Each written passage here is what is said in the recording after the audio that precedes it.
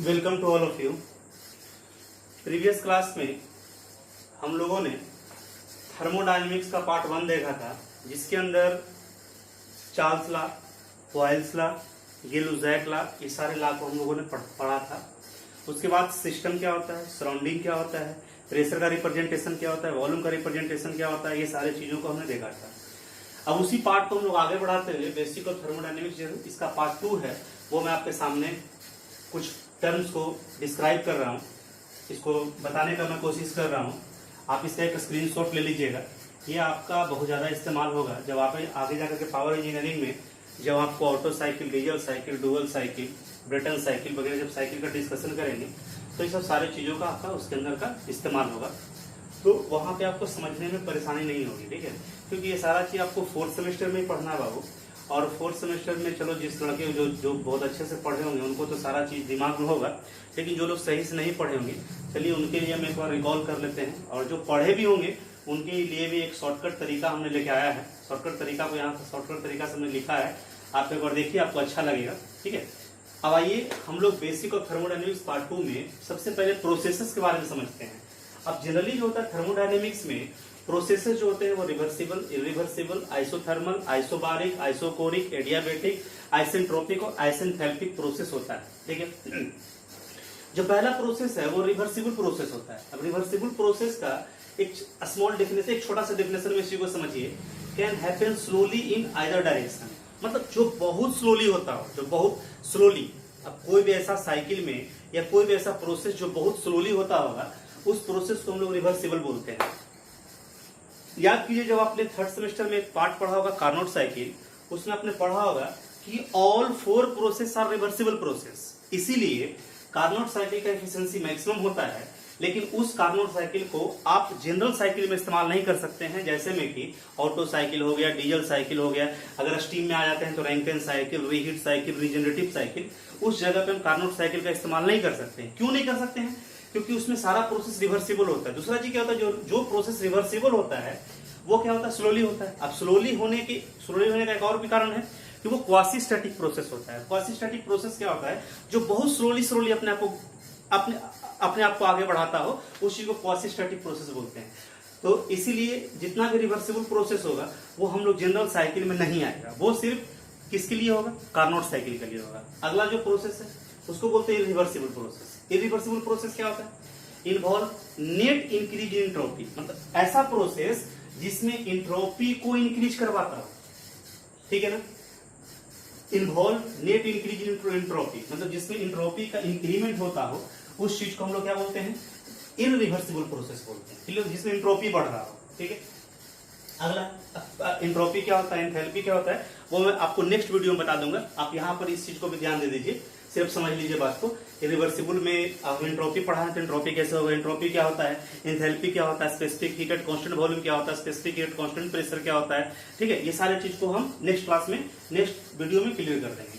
अगला जो प्रोसेस होता है जिसका नाम है आइसोथर्मल प्रोसेस। आइसोथर्मल प्रोसेस हम उस प्रोसेस को बोलते हैं जिसमें कांस्टेंट टेम्परेचर होता है। क्या होता है, टेम्परेचर कांस्टेंट होता है। आइसोबारिक वो प्रोसेस होता है जिसमें प्रेशर कांस्टेंट होता है। आइसोकोरिक वो प्रोसेस होता है जिसमें वॉल्यूम कांस्टेंट होता है। एडियाबेटिक वो प्रोसेस होता है जिसमें ना तो हीट का एडिशन होगा ना तो हीट का ट्रांसफर होगा, मतलब ना तो उसके अंदर हीट जा सकता है, मतलब ऐसा चीज, एक ऐसा सिस्टम जिसको इन्वायरमेंट से कोई भी मतलब नहीं है, ना तो इन्वायरमेंट से वो कुछ लेता है ना तो इन्वायरमेंट को कुछ देता है। उस प्रकार के सिस्टम को हम लोग एडियाबेटिक बोलते हैं, और वैसा अगर प्रोसेस बनेगा तो उसको बोलते हैं एडियाबेटिक प्रोसेस। अगला जो हो गया आइसेंट्रोपिक प्रोसेस। आइसेंट्रोपिक प्रोसेस वो प्रोसेस होता है जिसमें एंट्रोपी कांस्टेंट होता है, मतलब एंट्रोपी जिसमें नहीं बदलता। आइसेंथैल्पिक वो प्रोसेस हो गया जिसमें एंथैल्पी कांस्टेंट होता है, मींस एच कांस्टेंट होता है, ठीक है। ये सारे प्रोसेस को अपने दिमाग में रखिएगा कि किसमें एंथैल्पी कांस्टेंट होगा, किसमें एंट्रोपी कांस्टेंट होगा, किसमें हीट ट्रांसफर जीरो होगा, किसमें वॉल्यूम कांस्टेंट होगा, किसमें प्रेशर कांस्टेंट होगा। ये सारी चीजों को अपने दिमाग में बात को रखे रहिएगा, ठीक है। अब आते हैं नेक्स्ट में हम लोग वर्क डन इन थर्मोडायनेमिक प्रोसेस। वर्क डन इन थर्मोडायनेमिक प्रोसेस। थर्मोडायनेमिक प्रोसेस में क्या होता है, थर्मोडायनेमिक प्रोसेस में जो भी प्रोसेस होता है, जैसे हम एक बात करते हैं ऑटो साइकिल का, तो ऑटो साइकिल में क्या होता है, सक्शन होता है, कंप्रेशन होता है, हीट एडिशन होता है, फिर एक्सपेंशन होता है और हीट रिजेक्शन होता है। तो सारे प्रोसेस होने के दरमियान में ऑब्वियसली होगा कि जो भी सिस्टम होगा उसके अंदर सिलेंडर या पिस्टन का, सिलेंडर और पिस्टन का जो अरेंजमेंट होता है उसके अंदर मूवमेंट होता है, तो जरूर वो वर्क करता होगा। वर्क करता है तभी तो हमको वर्क स्पेसिफिक वर्क मिलता है, तभी तो हम शाफ्ट को रोटेट करवा पाते हैं, और वही शाफ्ट रोटेट करता है तो उसके कारण क्या होता है, कोई भी बाइक या जो आपका ऑटोमोबाइल हो वो क्या करता है, आगे की ओर बढ़ना चालू करता है। तो सबसे पहले नंबर समझते हैं work done in thermodynamic process. Work done होता क्या है, तो कहता क्या है, a system can reach from state A to B. कहता है क्या है कि कोई ऐसा सिस्टम हो जो किसी एक पॉइंट से दूसरे पॉइंट पे पहुंचता हो। मान लिया जाए कि स्टार्टिंग में वो यहां पर है, अब वो यहां पहुंच रहा है, जैसे अभी हम यहां पे है, यहां पहुंच रहे हैं, तो भाई यहां से यहां पहुंच रहे हो तो ऑब्वियसली कोई ना कोई तो वर्क कर रहे हो तभी तो पहुंच रहे हो। आप ए से बी पर तभी पहुंच रहे हो, तभी आप रीचेबल हो रहे हो जब आप किसी यहाँ पर कुछ ना कुछ वर्क को खपत करवा रहे हैं, कुछ ना कुछ वर्क को इन्वॉल्वमेंट करवा रहे हैं, तभी तो यहाँ से यहाँ पहुंच रहे हैं। ठीक है, तो system can reach from state A to state B following different path. अब डिफरेंट पाथ हो सकता है, आप इस पाथ को फॉलो करके जा सकते हैं, आप इधर से जा सकते हैं, आप इस पाथ से जा सकते हैं, आप इस पाथ से जा सकते हैं। मतलब ए से बी के पास पहुंचने के लिए आप डिफरेंट पाथ को ले सकते हैं, पकड़ सकते हैं। ठीक है, path, these path followed by A system. ये पाथ जो होता है वो कोई भी एक सिस्टम, हम अपने आप को एक सिस्टम मानते हैं, वी आर ए सिस्टम। अगर हम लोग एक सिस्टम है और हम यहाँ से पूरे सिस्टम, जैसे इस पेन को हम यहाँ सिस्टम मानते हैं, अब इसको हम यहाँ पर रख रहे हैं, यहाँ से यहाँ लेके जा रहे हैं, तो ये सिस्टम जा रहा है, वही तो वर्क हो रहा है। यहाँ से ये सिस्टम ए से बी पहुंच रहा है, इसी को तो लोग बोल रहे हैं वर्क। मतलब सिस्टम का जब जब मूवमेंट हो तो क्या हो जाएगा, वो वर्क होगा।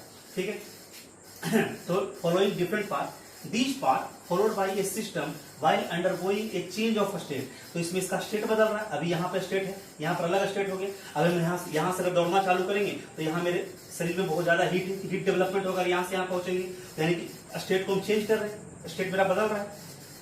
Term that thermodynamic process. इसी चीज को हम लोग बोलते हैं बालक थर्मोडायनेमिक प्रोसेस। मतलब यहां से यहां जाने के दरमियान में अगर सिस्टम में किसी प्रकार का कोई बदलाव हो रहा है तो उस चीज को क्या बोलते हैं हम लोग, thermodynamic process. And if a system goes from state A to B depends on the path take, so calculation of this path is termed as work done. अब ये जो सिस्टम यहां से यहां पहुंच रहा है तो इस सिस्टम को पहुंचने में किसी न किसी पाथ को फॉलो कर रहा है। अब ये जो पाथ को फॉलो कर रहा है तो इसी पाथ का जो हम लोग कैलकुलेशन करते हैं उसी टर्म को बोलते हैं वर्क डन। वो टर्म क्या कराता है आपका, वर्क डन। ठीक है, अब याद रखना है, क्या क्या याद रखना है जो समझिए।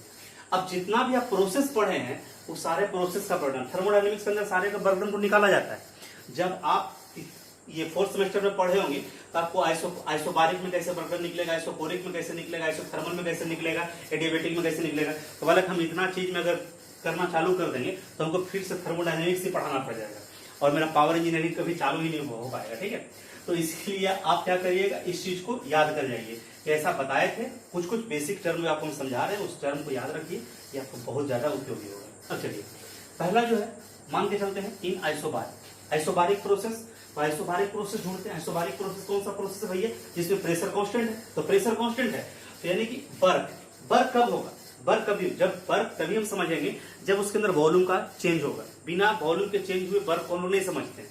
तो थर्मोडायनेमिक्स में वर्क का फॉर्मूला होता है P इंटू डेल्टा भी या P into DV, P into DV. अब P डीवी हम लोग पता है पीवी बराबर एन आरटी होता है, तो आप यहाँ पर इसकी जगह पे क्या रख सकते हैं, N into R delta T. ये तो वेरिएबल चीज है, ये तो कांस्टेंट है, ये भी क्या है आपका कांस्टेंट है। तो ये कांस्टेंट है तो पहले अगर प्रेशर वॉल्यूम के कंडीशन में आइसोबारिक में अगर वर्क डन निकालने का बारी आएगा तो आप pressure into change in volume. अगर टेम्परेचर कंडीशन में आएगा तो नंबर ऑफ मोल गुना आर गुना डेल्टा टी, ये आएगा किसके टर्म में, टेम्परेचर कंडीशन में वर्क डन निकालिएगा। उसी प्रकार आइसोकोरिक प्रोसेस, तो आइसोकोरिक प्रोसेस में वर्क डन कभी भी नहीं होता है। क्यों नहीं होता है, कि आइसोकोरिक प्रोसेस वो प्रोसेस है जिसमें वॉल्यूम कांस्टेंट होता है। अगर वॉल्यूम ही कांस्टेंट हो गया तो वर्क डन कैसे होगा, यानी कि चेंज इन वॉल्यूम अगर जीरो हो गया तो वर्क डन बराबर क्या होगा, जीरो। तो आपको याद रखना है क्या कि कहीं पर भी आइसोकोरिक प्रोसेस अगर नजर आए तो उससे वर्क डन क्या होगा, हमेशा जीरो के बराबर होगा। अगला जो प्रोसेस है उसका नाम आइसोथर्मल प्रोसेस।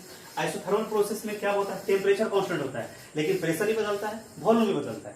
मतलब क्या, टेम्परेचर कांस्टेंट रहेगा लेकिन प्रेशर वॉल्यूम तो बदलेगा। तो यानी कि वर्क डन निकालने का जो फॉर्मूला होता है इसका आइसोथर्मल में, W बराबर PV ln फाइनल वॉल्यूम बटा इनिशियल वॉल्यूम, फाइनल वॉल्यूम बटा इनिशियल वॉल्यूम। ये इसको इधर भी लिख दिए हम, PV ln फाइनल वॉल्यूम बटा इनिशियल वॉल्यूम। दूसरे कंडीशन में PV बराबर हम लोग जानते हैं nRT होता है, तो टेम्परेचर कंडीशन में निकालना है, प्रेशर वॉल्यूम का प्रेशर कंडीशन में निकालना है। टेम्परेचर कंडीशन में अगर आपको निकालना है तो पीवी बराबर एनआरटी पुट कर दीजिए, बाकी जो चीज जैसे वैसे ही करने दीजिए। तो ये हो गया आपका दोस्तों। अगला में आते हैं एडियाबेटिक। अगला में आते हैं जिसमें हम लोग आते हैं एडियाबेटिक। तो आप लोग एडियाबेटिक का मतलब तो हम समझा चुके हैं आपको। एडियाबेटिक का मतलब वो चीज हो गया, वैसा सिस्टम हो गया जिसको इन्वायरमेंट से कोई भी मतलब नहीं है, ना तो इन्वायरमेंट से कुछ लेगा ना तो इन्वायरमेंट को कुछ देगा। मतलब क्या हो गया, परफेक्टली इंसुलेटेड हो गया। परफेक्टली इंसुलेटेड का मतलब क्या हो गया कि उसको इंसुलेशन करवा दिए हैं और उस इंसुलेशन से no heat transfer from the system and no heat added from the surrounding in the system is called a adiabatic. Okay, that's adiabatic. यहाँ लिखा हुआ perfectly insulated from external environment, मतलब वैसा सिस्टम जिसको इन्वायरमेंट से perfectly insulated, मतलब उसको काट चुके हैं, इन्वायरमेंट से उसको कुछ भी मतलब नहीं हो, उसको क्या बोलते हैं, एडियाबेटिक। अब एडियाबेटिक में टर्म होता है, यूज करते हैं पीवी पर power gamma equal to constant. Gamma जो होता है बालक वो एडियाबेटिक इंडेक्स होता है। अब गामा का वैल्यू जो होता है वो क्या होता है तुम्हारा, सीपी बटा सीवी। जनरली सीपी और सीवी का जो वैल्यू होता है, सीपी का मतलब जानते हैं स्पेसिफिक हीटेड कांस्टेंट प्रेशर और सीवी का मतलब होता है स्पेसिफिक हीटेड कांस्टेंट वॉल्यूम। ठीक है, ओके, क्लियर हो गया बात, समझ में आ गया। या अगर ये दोनों वैल्यू नहीं दिया हुआ है तो जनरली गामा का जो वैल्यू होता है वो 1.4 लेके, वो आगे बताएंगे आपको हम, 1.4 लेके चलते हैं, वो कैसे कैसे लेके चलते हैं वो आगे आएगा। इसमें बर्गडन का वैल्यू क्या होता है, बर्गडन बराबर, जैसे इसमें बर्गडन का फॉर्मूला ये हो गया, उसी प्रकार इसमें बर्गडन का फॉर्मूला कुछ हो गया, क्या हो गया बालक, गामा बटे gamma minus 1 P1 V1 bracket 1 minus P2 upon P1 पर पावर गामा माइनस 1 बटे गामा। ये हो गया किसका, ये हो गया तो आपका एडियाबेटिक का, एडियाबेटिक का बर्गडन हो गया। उसी प्रकार आइसेंट्रोपिक का बर्गडन निकालेंगे।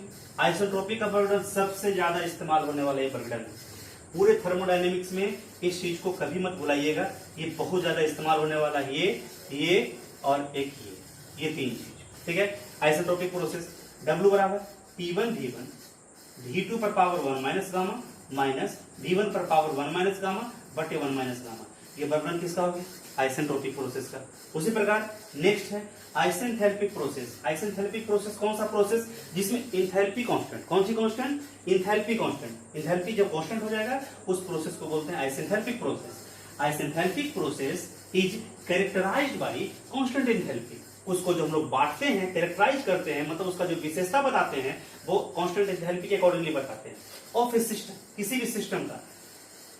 It is a specified case of irreversible adiabatic process. ये स्पेसिफाइड केस है किसका, इरिवर्सिबल प्रोसेस का, क्योंकि अगर रिवर्सिबल हो गया तो उस सिस्टम के लिए काम ही नहीं आएगा। वो तो सिर्फ किसके लिए हो सकता है, एडियाबेटिक सिस्टम के लिए हो सकता है। मतलब कौन सी हो गया, इरिवर्सिबल के लिए हो गया, इरिवर्सिबल प्रोसेस। दस बर्गडन इन आइसेंथैल्पिक प्रोसेस इज 0।